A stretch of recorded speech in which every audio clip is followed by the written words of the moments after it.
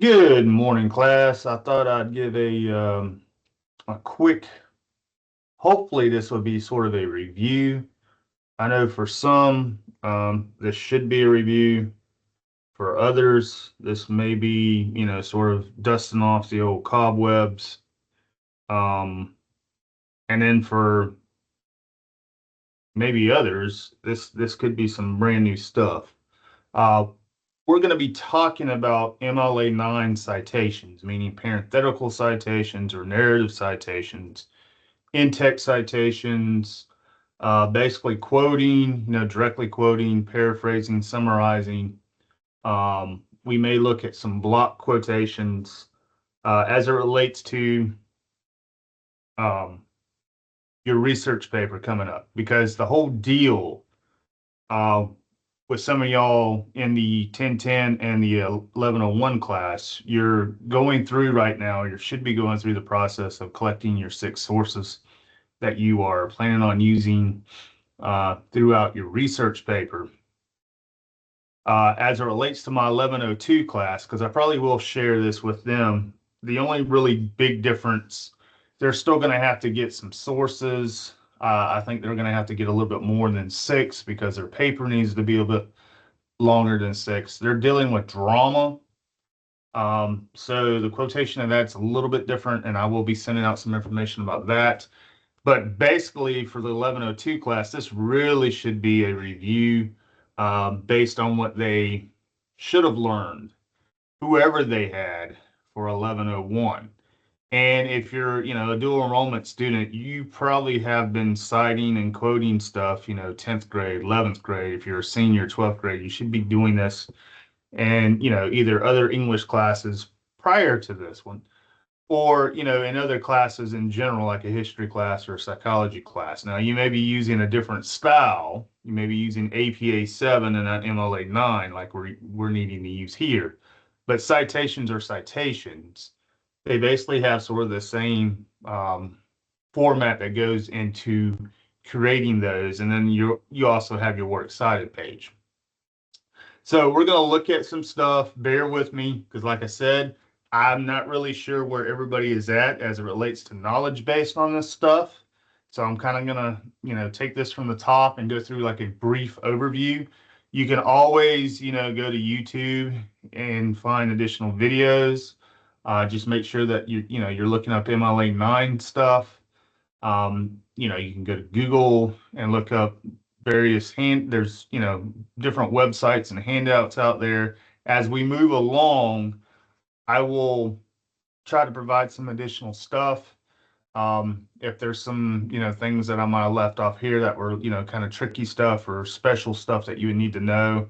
But I'm basically just going to go over the brief, try to go over briefly the basics of this stuff. Um, your last quiz, as it relates to the 1010 and 1101 group, will deal with the citation stuff, works cited, directly quoting, paraphrasing, summarizing. So that's why it's another, of importance to watch this. If you got to pause it and come back because it is kind of, this one's probably going to be kind of lengthy, then you can do that. It's going to be, on Blackboard in this particular modular section for a while, so you can kind of come back and look at it. But you definitely need to know how to do it, not only just for this class, but when you move on, when you pass this class and you go to another class and you're having to deal with research papers there, you're going to need to learn, they're going to expect that you know how to quote, how to paraphrase, how to summarize, how to do all that stuff and avoid plagiarism and everything. So, and create a good works cited page. There's a lot of good works cited generators. I mean, you do have the MLA 9 handbook that most libraries have. You can do it old school and go through it that way. That is kind of a time consuming deal. I mean, there's some knowledge to knowing how to do that, um, because before the internet and these works cited generators were available, that's generally what I had to do. That's what most of us had to do for the internet really blew up on us. Um, but the works cited generators will make your life a lot easier, especially if you're dealing with the annotated bibs. Like I said, for my 1010 1101 class, uh, I can show you as we move along for those particular classes how you can turn your annotated bib into a really quick, easy works cited page. So let's go ahead and get started. Let me go ahead and share this screen line, and we will get moving here. So technically, yes. I mean, with your research paper, just like with any other papers that we've had to do in this course so far, you're still going to use the same MLA essay template. Some of y'all are still losing points on your essay because you don't have the, either you don't have a header, you're missing some stuff, you're not using the right font, whatever the case may be. We talked about that the first 2 weeks of class. There's videos. I think I sent videos. I think I made a video. I mean, there's stuff out there that will help you stop losing those really easy points when it comes to the essay format. You just need to, watch those videos. You need to download or look at some of the handouts. We have some templates. Word has some templates that you can kind of use. So just make sure it's Times New Roman, size 12 as the font, line spacing. You need a double space, including titles, headings, citations, and all text lines of the paper. So basically everything needs to be double spaced. Margins, this should already be set up for you. You shouldn't have to really do so much of the margins, but they need to be 1 inch all the way around. And your alignment, do not justify the right margins, make the right margins even. For text, use flush left. So basically, it just wants you to indent your paragraphs. When you start a new paragraph, you want to indent a paragraph. Do not divide words at the end of the line. Do not use hyphenation, basically. So this is how the first page should look on every essay that we've done so far, right? Has your name, first and last, has my name, has the course number, has the date, and I would say the date that the paper is due. I wouldn't necessarily put the date that you started writing it. You need a title for your paper. Just don't call it research paper or essay 4 or whatever the case may be. It needs to be a creative title that reflects the writing to come. The title doesn't have to be a really long, sentence. It can be a couple words. It doesn't have to be a complete sentence, but you need to have a title. It needs to be, like I said, it needs to be something better than just the generic paper 1 or research paper or essay 4. And you definitely don't want to leave it blank because that's like going to seeing an untitled movie. Not too many of us go to the theater or, look stuff up on Hulu or Netflix or whatever for untitled movies. And then the other thing that a lot of folks are missing, and this is costing points because depending on how many pages you have, you need to have your last name and your page number. There's a way to do that in Microsoft Word. If you try to do it yourself, it's going to screw up your pages after the first page. It's going to put that last name and page number somewhere like in the middle of your paragraph or some stuff like that, and it's just going to throw off your alignment throughout the whole paper. As it gets to the works cited page, this is how your works cited page is going to look like, right? It says the last page, the works cited, and this is going with your research paper now. This is not your annotated bib for those that are in my 10, 10, 11, 01. This is for your research paper, which everybody, 10, 10, 11, 01, 11, 02 have to do. It says the works cited page should be on its own page and not be combined with the final pages of your paper. So if your page, right, if you end on page 7, your works cited page is going to begin on page 8. If you end on page 6, your works cited page begins on page 7.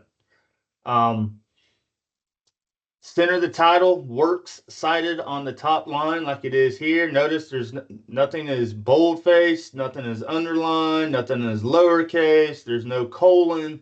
It looks just like this, capital W, capital C. If you used only one source, The title should reflect that as a work cited rather than works. No other formatting should be done. But of course, with us, you're going to have to use multiple sources, so you're going to need to use works cited. References should be in alphabetical order by whatever the first name or word is.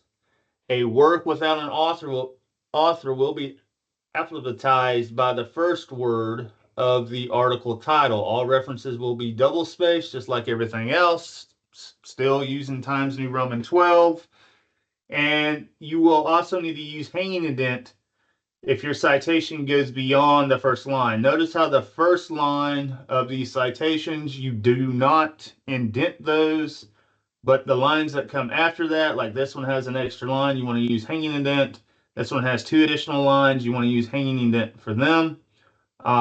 If you need help with that, let me know. There is a hanging indent feature inside Word. Sometimes you can highlight the lines that you need to do hanging indent, and hit Control T, and that will also help you as well. All right, so moving on to mainly the in-text stuff. And I may blow this up just a tad if it'll let me. So you can have a better understanding of it here. So rules of in-text citations. Another way that you might hear me say this, or hear other folks say this, or read about it, maybe called parenthetical citations. They're interchangeable, meaning their name.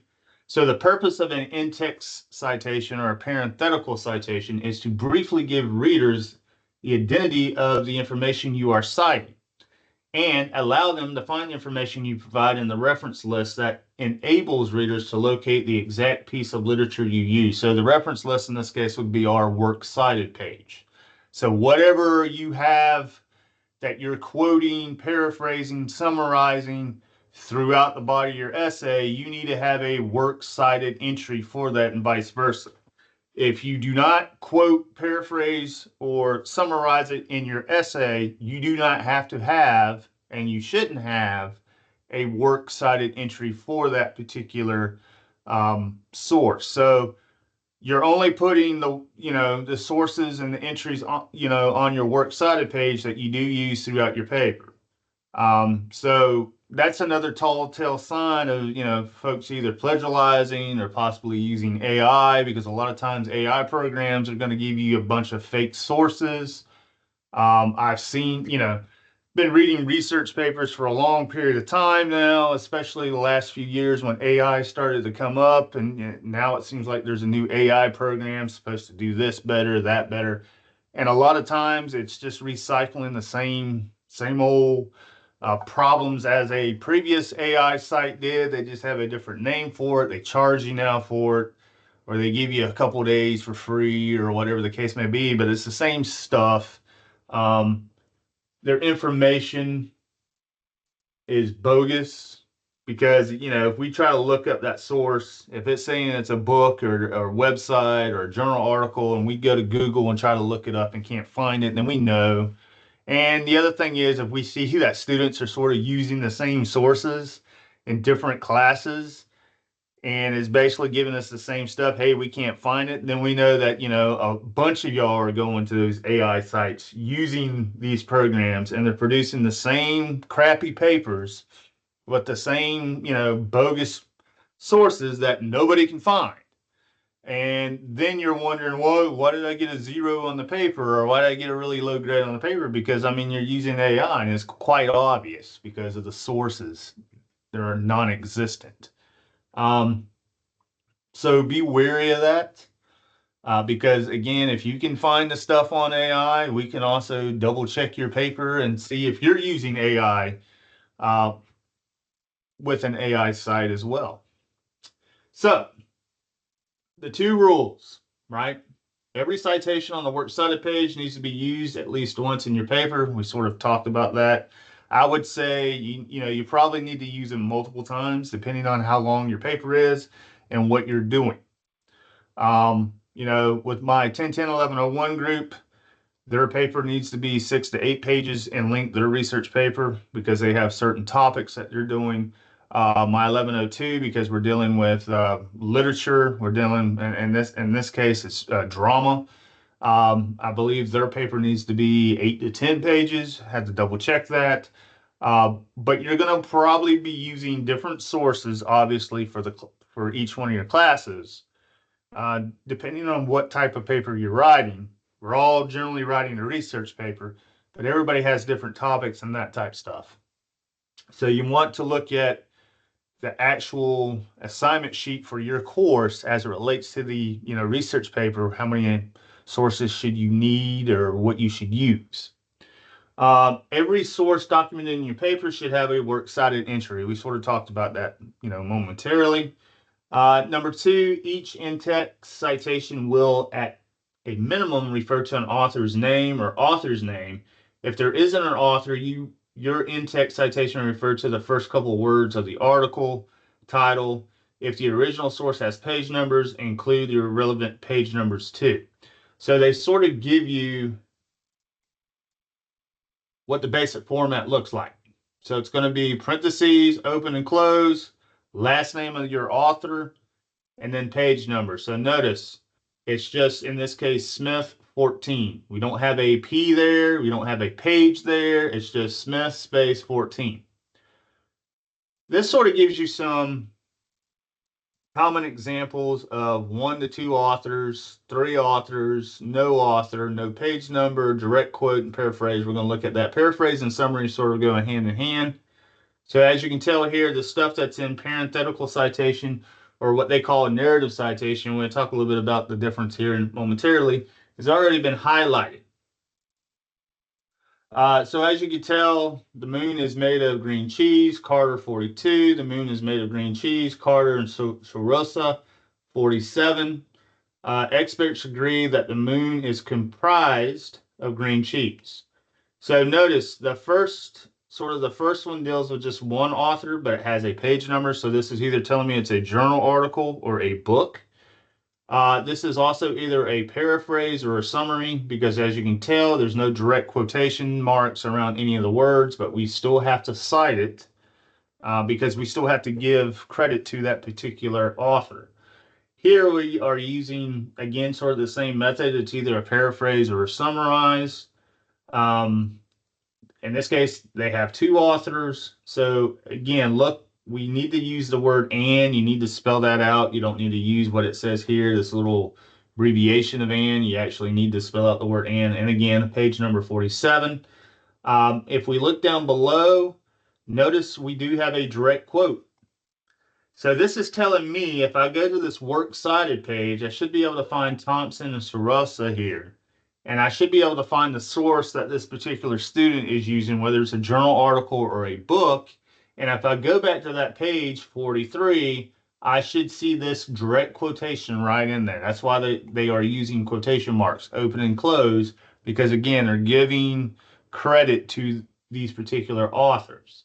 Now that's a parenthetical citation or in-text citation. That's usually what you will find at the end of your particular sentence when you're directly quoting, summarizing, or paraphrasing. If you're doing a narrative citation, usually you're going to have that particular author somewhere embedded in your sentence leading up to either the quotation or the paraphrase or the summary. You still have to sort of give an in-text at the end. And in this case, it's usually just going to be, we hope, if you're dealing with a book source or a journal article, just the page number at the end. So it says lunar geologist Dr. Margaret Carter reports that the moon is made of cheese. Carter also notes that it's probably a blend of cheddar and Gruyere. Page 47. So as you can tell, we have Carter here, Carter here. The only thing that we need at the end is 47, because it'll be kind of redundant to use Carter multiple times since we've already mentioned her in the beginning here, really in the beginning 2 sentences. So it says here, if you mention the author's name in your actual sentence, you must contextualize who they are. Putting them in your narrative indicates they are important. So you need to clarify why. Conversely, if the author is not someone significant, don't name them in text. Use a parenthetical citation instead. So some things that you need to know: author's last name, right? Only with page numbers if needed. Join the names if you have multiple authors, at least two, with the actual word and, not the abbreviation version of and. Never refer to a professional researcher by the first name only. Taylor discovered, right? They are Smith or Dr. Smith or folklorist Dr. Taylor Smith. Even if you were on first name basis with the researcher, you still apply professional courtesy and refer to their titles and last names in the context. If you look over here too, it also gives you sort of a referring to a specific parts of a source. Pages do not label in parenthetical citation. So it's Smith 5, not Smith P5. Chapters abbreviate as CH, Smith. Notice comma, CH, period, and then 2, because that would say it'll be Smith's work, chapter 2. Lines, if you're dealing with stuff like poetry or maybe drama, no abbreviation is needed. So Shakespeare, comma, line, and then whatever the line is. Generally, you just want to mention the line once after you originally establish it. Then afterwards, especially if you're dealing with a work of poetry or drama at that point, you may just, you just use the line number. A lot of times, if you're dealing with drama, this being for my 1102 class, you're going to do more scenes and lines. So you want to abbreviate to CS for scene, and then you would have Shakespeare, comma, scene 3, but you're also going to include the lines. I will give you some additional information as it relates to how to quote drama if you are in my 1102 class. So be on the outlook for that soon. Block quotes. We need to talk a little bit about block quotes. I generally wouldn't overuse these. A lot of students like to overuse them because it gives them it takes up a lot of space, right, in their paper. And they think, hey, I could put 3 block quotes and basically have most of my paper done. Just have to do a couple things here or there, and I'm already at 6 pages or 8 pages or whatever the case may be. So if you decide to use a block quote, I would probably limit it, for my 1010, 1102 class or 1101 class, since your paper is relatively a shorter research paper, 6 to 8 pages, I'd probably only limit to my block quote to 1, possibly 2. You're kind of stretching it. But I would probably do it, maybe if you're going to use a block quote, probably, somewhere in the middle of your paper, somewhere about page 3 or 4 is, where I would suggest that you use it. I wouldn't probably put one up really up front, the first 2 pages, and I probably wouldn't put one on the last page. So the longer your overall paper, the more room you have to include quotes, including longer quotes, right? A quote that runs longer than 4 lines, and this is prose writing. This is like everyday writing. So think of like book writing, journal writing. If the quote that you want to use goes over 4 lines, then you should showcase it as a block quote. And usually with a block quote, you do not add quotation marks at the beginning or the end. You start the block quote on the new line. I will give you an example here momentarily. The block is evenly indented, 0.5, half an inch from the margin. 1 inch total from the edge of the paper. I'll show you what that means here in a minute. Do not tab indent the block quote as a new paragraph unless you're quoting where it breaks into a new paragraph. Parenthetical citation comes at the end of the block after the final period or closing punctuation mark. So when you're doing a block quote, you're quoting it a little bit differently than if you were quoting something that was less than 3 lines. So I will give you an example of that soon. So if you look at the block quote here, you notice how the student is, continuing the paragraph up here. It goes into it. Usually a block quotation is going to be introduced by a colon. Keep in mind it's the 2 dots, not the semicolon, so a colon. And then we get into, as you can tell here, it's more than 4 lines, right? 1, 2, 3, 4, about going on line number 5. You indent basically you tab and make sort of that block. If you took your cursor of your mouse and went around, it looks like it forms a block around it. That's why it's called a block. So all these lines are indented over. Notice the punctuation stays the same within the actual words of this particular quote. When it's blocked, it's letting your reader know that you are taking a chunk or a passage out of a particular work. That's why you don't need to use the quotation marks. Now, if there are quotation marks already in this particular quote, you would turn those quotation marks, like if you're quoting some dialogue going on between characters, this would probably be more prevalent for those in my 1102 class. You would change the double quotes into single quotes. Again, if you need help with that, send me a draft of your paper. Let me know what you're trying to do. Highlight, using certain features in the, Microsoft Word, what you're trying to accomplish, so I can know to really zero in on those areas to give you the best possible feedback I can.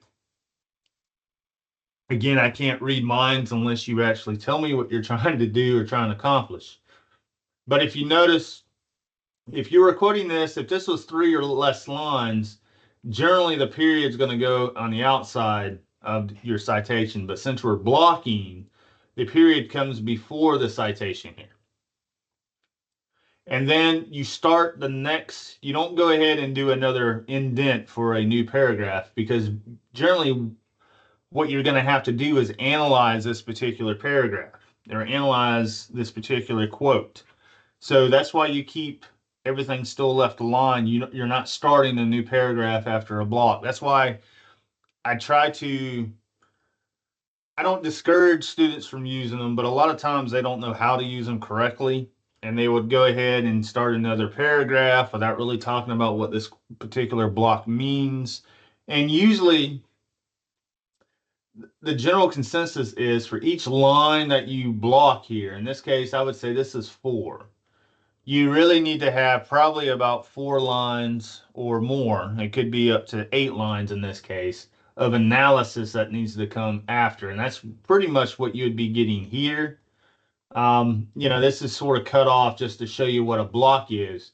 But to really get a good grasp of how this block would help you when it comes to linkage is that this author would probably at least talk about and analyze this quote in relation to whatever the context is of this paragraph for at least 4 to 8 lines. That would actually extend, the length of your paper with you giving context, you giving an analysis of these particular lines. Because with quotations and, even with paraphrasing or summarizing, you're just not throwing stuff in there and moving on. Sometimes they call it an orphan quote or a drive-by quote.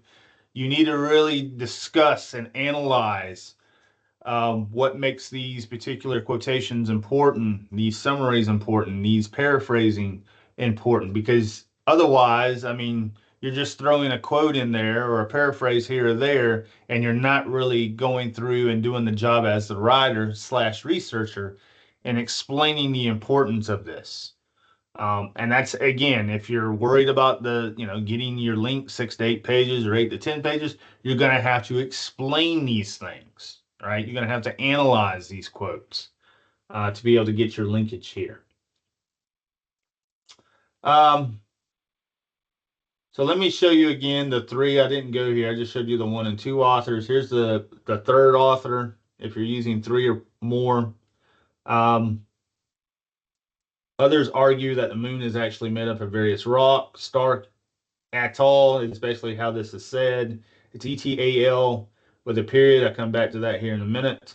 The SSR researchers Carter, Sousa, Thompson, and Dooley further reveal that these rocks are inedible. Page 88. Everyone is disappointed by the development. Stark et al. 198. So generally, if you have 3 authors, you can list those names. I don't know why this particular person went ahead and did the 4th. I guess I just wanted to show you. But usually if you have 3 authors, you want to use their last names. It's when you have more than 3, 4 or more is when you want to use this at all deal. And you just want to, style it like it is here.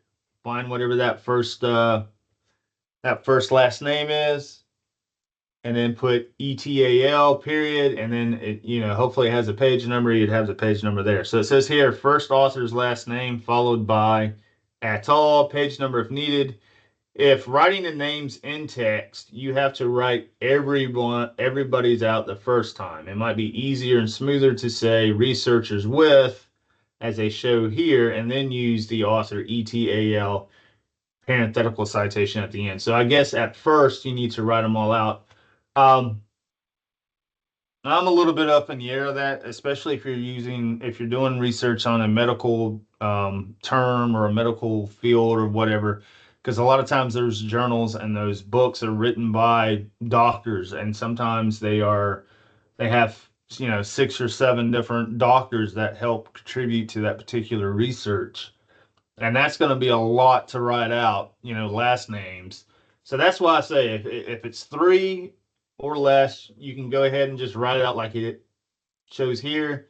If it's 4 or more, I would go ahead and, find the last name in that particular group.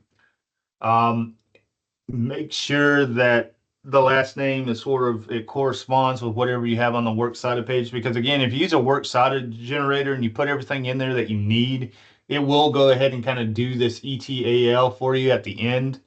But you want to make sure that whatever you use in textually matches up what you have on the works cited page. So it doesn't look like that, hey, you threw a different source in here, even though it's still the same source. It's just you worded it, formatted it differently.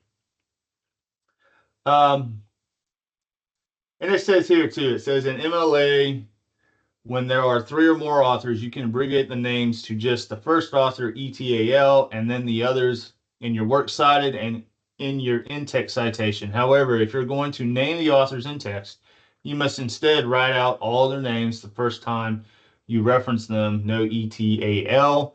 If you refer to them in text again later on, you could then say Carter ETAL, since you previously established who is in the group. Of course, you need to make sure you don't have any other citations that could be Carter ETAL. Yes, because you don't want to have that confusion going on. No author. Experts agree that the moon is comprised of green cheese. Notice here we still have parentheses. We have in quotation marks moon analysis. So it says what you need to know if you don't have an author with your particular source. And usually you find this probably with websites. So it says you just need the first word or 2 of the article, quotes if it's an article, italicized if it's a book. So kind of keep that in mind. If it's a journal article, you're going to put quotation marks around the title. If you're using a book, you want to italicize that particular book title. Enough to be unique. So you want to have enough of this title that it, unless you have another, you don't want to have, let's say that this particular student's using 2 things that start with moon. Well, you want to be able to distinguish both of them. So one needs to be moon analysis and the other one needs to be, moon context or something of that nature. So we're not thinking that, hey, if you just use moon here and we go back to that works cited page and you got 2 entries that have moon, which one are you really referring to? Especially if you don't have a page number or nothing like that, or there's no author to it. If you look, it says authors' names are typically the first part of the citation, but if you have a source with no named author, the article title becomes the first part. You don't have to use the full title. Just the first word or 2 will be sufficient.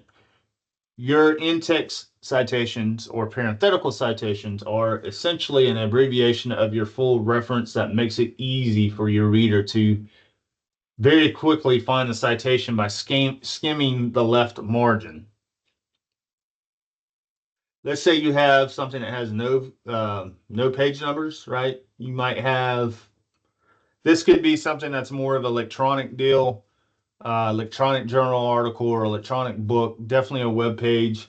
Usually journal articles, whether they're in print or journal or electronic, same thing with books. Usually there's going to be page number somewhere. It's either going to be bottom of the page or top right-hand corner of the page. But let's just say that you don't have page numbers. Then you could do again here, this looks like a summary or a paraphrase. We have Rogers. We do have a chapter. This author was able to use a chapter instead of page numbers because that's what was the only thing given. So you'd have Rogers, abbreviate the word chapters, CH period, and then chapter, in this case, it'd be 15. You can also talk about, if you look here, they mention Rogers. It's more of a narrative citation because they're already mentioning the source or the author of the source leading into their particular paraphrase. Emphasizes the character's development by echoing a conversion from earlier in the book or a conversation from earlier in the book. And if you notice here, again, we have parenthetical citation. This time, the student's using two chapters, chapter 2 and chapter 10 from Roger's source. So again, you wouldn't need to include Roger again because you've already mentioned him once. And it says here, if there aren't any page numbers or the numbers aren't reliable, sometimes you get that with ebooks because depending on the browser you're using, right? If you're using Chrome and I'm using Firefox or vice versa, when you pull up that ebook or that e-journal article, you may be looking at page 4 on yours. But if I'm using Chrome or something and I pull it up, even though it's the same source, it may be page 6 on my end.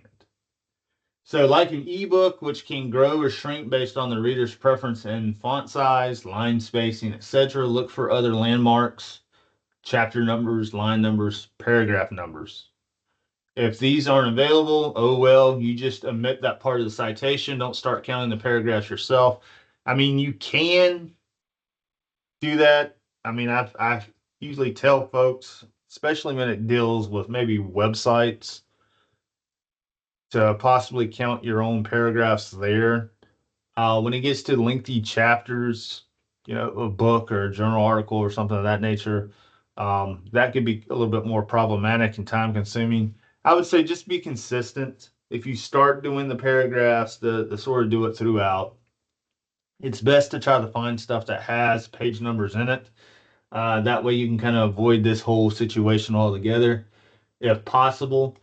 If you are doing a podcast or something, video, YouTube video, as they call it here, multimedia sources, what you're going to use instead of page numbers or chapter numbers are going to be what they call timestamps. And it says here, if your source has a runtime rather than page numbers, you'll go by the timestamps of that particular scene or quote or source. So the heroes renew their resolve to escape from the moons following a tense conversation, right? Stark, and we have this timestamp. So it's basically telling me 54 minutes and 30 seconds in, all the way up to 1 hour and 3 minutes in. This is where I would find this information. So it's either on a podcast or some sort of a radio show, or it could be a documentary like a YouTube film or something of that nature. So if you use those, you're going to need to use the timestamps. This is the direct quote. We sort of talked a little bit about those. Direct quote is basically you're using the words verbatim from that source. You need to have open and closed quotation marks. You need to have the parentheses with your author's name, unless you mention the author like the second sentence does. And in this case here, they don't mention the authors until the end, so that's why you need to have both authors and then the page number. Here we do mention the one. Notice here they put deeper in quotation marks. That's coming from that particular article. In that particular source, it could be a journal article or it could be, a book chapter of some sort. But then notice they still use the page number 374 and not a chapter. So they're still using the page number here. And it says here, direct quotes, things that you need to know. Direct quotes always need to be framed by your own words before and or after. So you're leading into that. We'll talk a little bit more about signal phrases. You can probably do a Google search on signal phrases. You're going to need to use those. Most of your signal phrases are what they call expressive or signal verbs are usually present tense when we are dealing with MLA 9 research papers. So a lot of things when you're leading into quotes this way is going to be present tense verbs, not past tense. A lot of times when you're using APA 7, that's when you get into more of the past tense deal. Here, we want to try to keep everything present as much as possible, especially when you're dealing with like 1102 classes, where you're dealing with literature, in this case, drama. Everything, characters live on, authors die, but characters stay alive is sort of the general idea there. Um, so, I mean, if you're referring to something in the past, then obviously, or if you know something is already sort of dead or expired, then you can kind of refer to it in the past tense. But generally, like I'm sort of talking to you about now, we want to kind of keep everything in present tense. It says don't change anything inside quotes. If you do change something for clarity or to fit your own sentence, place the change words in square brackets. So notice here, Sorosa adds that the core could be, and they put in brackets cheese as well, right? Because now, if you didn't put something there, you wouldn't really know what the heck this particular author was talking about. So they integrate the cheese. Um, and notice they just say cheese. They don't go with white cheddar or something of that nature, but they put something in its place. So if you do take out a word and put something in its place or change verb tense or something of that nature, you're going to need to put brackets around that particular word. Um, there's also something and I may have to show this too, if you are, let's see if I can find it real quick.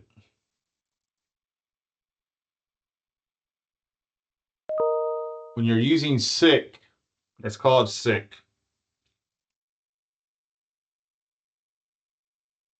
And let me see here. Looks like I got some folks doing some of this grammar stuff or some of this extra credit, and that's why we're beeping in. All right, so you want to use sick, and you usually put it around brackets. It says parentheses, but usually you want to put it around brackets and italicize the word sick, so it looks sort of like this. If you're indicating that something is misspelled in your particular source. So it says here, if you want to quote someone or something in your work, and you notice the source material contains a spelling or grammatical error, use sick to denote the error by placing it right after the mistake. It shows your readers that you didn't just make a typo. A note of caution, when using sick to mark a mistake, make sure it's really a mistake. Just think of all the spelling differences between British and American English. Even if a spelling seems unfamiliar to you, double check it before you use sick. Um, it's possible that someone might consider using sick as bad form because it's used to point out other people's mistake. But then again, if you don't point them out, they could be considered yours. So you want to use your judgment. If it's obvious that you are quoting a Twitter post that's full of misspellings, marking each one with sick might look like you're making fun of the writer. So you want to be careful, as they show here, right? We are gone, be dead in 100 years. Let the kids have the music. So here, obviously, that's a misspelling. They're using the parentheses, but usually I tell folks to use brackets. You can use parentheses or brackets, I guess. You just want to be kind of consistent, and you want to make sick italics. So we know that you're showing what's going on in that particular source. It's not you that made the mistake or the misspelling. Um, my stands here again, sick. It might, right? It might make no is basically what they want to say. Um, if you know what they're trying to do and you don't want to sort of overuse sick, you can always put in brackets, right? Because now you're changing. You can spell out what it needs to be. So you can go back and put in brackets, make, MAKE, and put all that in brackets. And save the time of doing the whole six stuff if you wanted to go that way with it. I mean, that's one sort of way you can go to approach it. Um, Keep just what you need when you're talking about when you're doing direct quoting. If you can paraphrase or summarize, or you can make that block quote a little shorter just by using a couple of words from it or a sentence or two, you probably want to go that route with it. MLA would rather that you try to paraphrase and summarize more than directly quoting if possible. Generally, if you can summarize, if you can do paraphrasing using your own words and still give credit to that particular source, that's probably the best way to go. Because again, when it comes to this research paper, 80% of it needs to be in your own words, your voice. I need to hear you in it. 20% is going to come from those sources that you plan on using. If it's, with the 1102 group, I mean, you're going to be using primary sources, which are going to be your plays, and you're going to use secondary sources, which are going to be, the sources that you find at the library, the two, the books, the journal articles, the websites. Um, Again, you don't want your sources to dominate your own voice in the paper, right? Those sources are going to be there to help you defend your claims, to point out your, points, to support your thesis statement throughout your paper. So kind of keep that in mind that you're not heavily referring to the sources, really hard the first 4 or 5 pages, and then we just get a little snippet of you the last couple paragraphs. You want to have a perfect sort of balance blend throughout your essay here. It says when quoting, you always need to include specific page numbers of the source has. So kind of keep that in mind. Think about the quotation sandwich. You've probably heard of this, especially those in new enrollment. You should always have your own words framing the quote text, either before it or after it or both. Use direct quotes sparingly in your paper and only quote the minimum you need to make your point. So if you only need, 2 or 3 sentences or a couple words from a really long, lengthy quote, then only use whatever you need. Don't give me the whole quote if you don't need to use all of it. Because otherwise, you're going to get yourself in that position where it looks like you're trying to block everything when you don't need to block everything. Paraphrase, summary, the same way, right? If you paraphrase or summarize, basically use your own words. You turn, whatever that you're trying to paraphrase or source from another author, you still want to give them credit because, again, even though you're using your own words, you're still using the general gist of their idea. So as you can tell here, usually when you paraphrase or summarize, there's no quotation marks, but you still have to have that parenthetical citation at the end about where you're getting that information. So it says here, need to know, not just rewording, synthesizing the info a bit to make it your own while still giving credit to the originator. Still needs a in-text citation just like a quote, which it does. There's certain ways as it relates to tables, images, that you're going to insert in your paper. I'm not going to necessarily cover those right now. I mean, if you decide to use images or musical scores or, maps, something of that nature, please let me know and I can do a video on that because I know we're getting close to our 1 hour mark here. I will bring this up though. This is another thing. Sometimes you may look at a particular website or a journal article or a book, and that particular author is quoting somebody else, and you like what that author is quoting. But the problem is you may not have time because MLA would rather that you go out and find the original source. But if it gets later in the semester and you just don't have time to get to a library, or it's going to take a while for that source to, be mailed from one library to the other, you can kind of save yourself by using what they call quoted in, or they abbreviate it QTD period IN. So this is basically telling me, or telling your reader, whoever's reading it, that you found this information from Underwood, and so Ursa and Carter's particular journal article or book on page 153. So again, this is sort of like a summary or a paraphrasing. We still have to do the in-text citation because again, you're getting this information from another source that you don't have, physically in your presence. So it says here, this is what you'll see when you read it. When you have read an article that mentions another study, you want to use the information that other study mentions, but you can't find a copy of the full original. Instead, you will cite the article you have actually read in your works cited page, which means your in-text citation will be based on that, but you'll name drop the other study in the paper. So it says here, to be clear, in the above example, Underwood should not appear on your works cited page. Only Sarasa and Carter will. But again, you're quoting Underwood from this particular source from their page 153, because that's when they use it in their particular study or their work. Join the regular, when you're using two different sources, one sentence, join the regular parenthetical citation with a semicolon. So as you can tell here, we have, there's one author and then we have another author, two different sources, one sentence.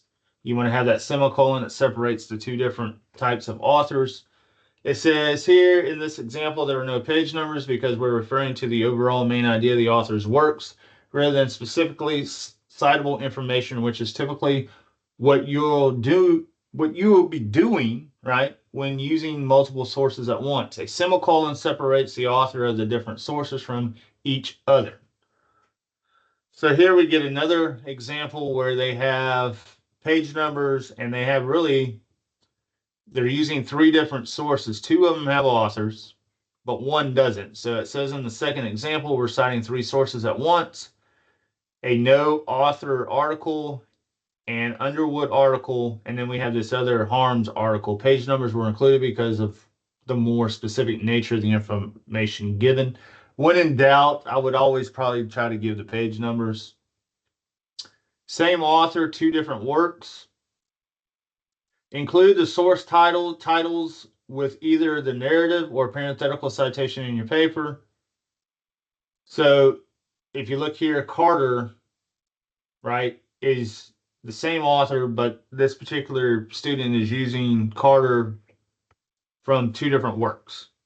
So they're using Carter's Theories, page 68, and they're also using Carter's Moon and Crackers, pages 174 and 176.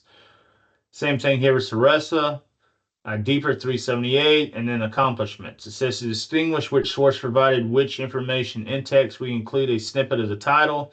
Doesn't matter if you're referring to the articles at the same time, first example sentence or apart from each other, second example sentence, you have to make that distinction. Same name, different people. Let's say you have somebody that has the last name Rogers. You want to distinguish that by either, abbreviating that first initial of their first name, like they do here, because as you can tell, we have S. Rogers 37 and then B. Rogers 52, which is basically saying if the two different authors have the same last name, you need to include the first initials to keep them distinct from each other. If they happen to have the same first initials, even include their first full names.